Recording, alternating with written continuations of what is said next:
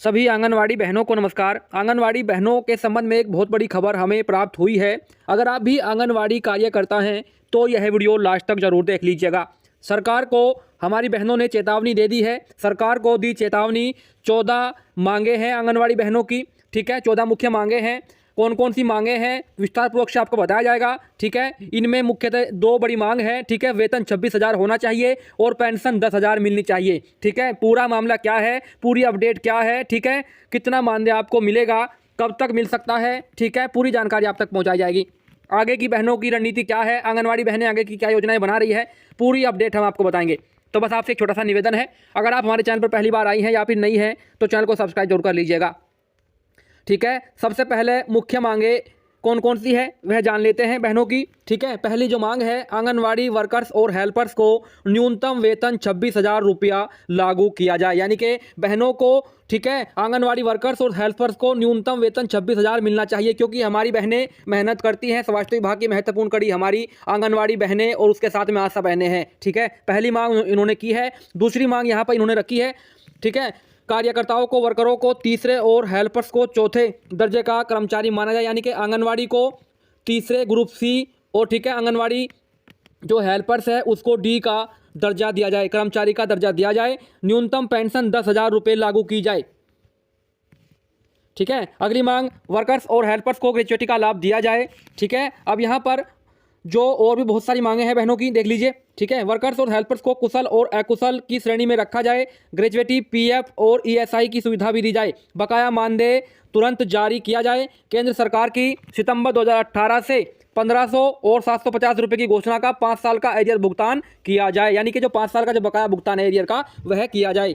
अगली मांग है, 2021-22 में आंदोलन के दौरान बर्खास्त वर्कर की बर्खास्तगी का मामला सुलझाया जाए। बकाया मानदेय जारी किया जाए और राज्य में आंगनवाड़ी वर्कर्स और हेल्पर्स के आंदोलन के दौरान दर्ज मुकदमे रद्द किए जाएं, ठीक है। यहाँ पर आंगनवाड़ी वर्कर सुमन को तुरंत बहाल किया जाए। जींद की आंगनवाड़ी वर्कर सुमन को तुरंत बहाल किया जाए, ठीक है। वर्कर से सुपरवाइजर को पदोन्नति वरिष्ठता के आधार पर दी जाए। 25% की बजाय 50% पदोन्नति की व्यवस्था लागू की जाए। अगली यहाँ पर मांग रखी है बहनों ने, ठीक है, सितंबर 2022 से महंगाई भत्ते की नई किस्त मानदेय में जोड़कर जारी की जाए। अगली मांग है, आंगनवाड़ी केंद्रों का स्वीकृत किया जाए,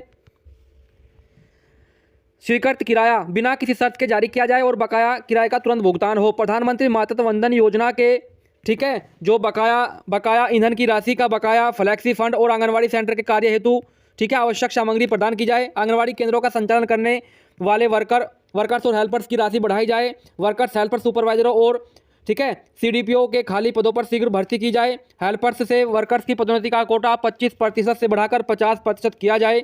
लंबे समय से बंद डीए का भुगतान किया जाए। आंगनवाड़ी वर्कर्स और हेल्पर्स के दुर्घटना में निधन पर 5 लाख का मुआवजा और घायल होने पर चिकित्सा सुविधा दी जाए, ठीक है।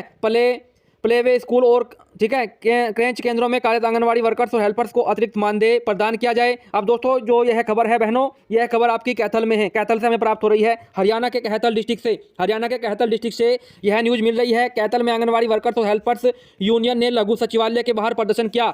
इस दौरान महिलाओं ने सरकार से अपनी लंबित मांगों को पूरा करने का अनुरोध किया। आग्रह करते हुए एक ज्ञापन भी सौंपा। उनका कहना है कि सरकार लगातार उनकी अनदेखी कर रही है और उनकी मांगों की ओर कोई ध्यान नहीं दिया जा रहा। अगर उनकी मांगों को जल्दी पूरा नहीं किया गया तो 13 फरवरी को दिल्ली कूच करने की चेतावनी दी है, जिसकी जिम्मेदारी सरकार पर होगी। तो यहाँ पर बहनों ने अब मोर्चा संभाल लिया है, ठीक है। यह हमें खबर हरियाणा के कैथल डिस्ट्रिक्ट से प्राप्त हुई है। उन्होंने चेतावनी दी है, सरकार को तुरंत हमारी मांगों को मान लेना चाहिए, पूरी कर देनी चाहिए। अगर नहीं मानती है तो 13 फरवरी को दिल्ली कूच करने की चेतावनी बहनों ने दी है, ठीक है।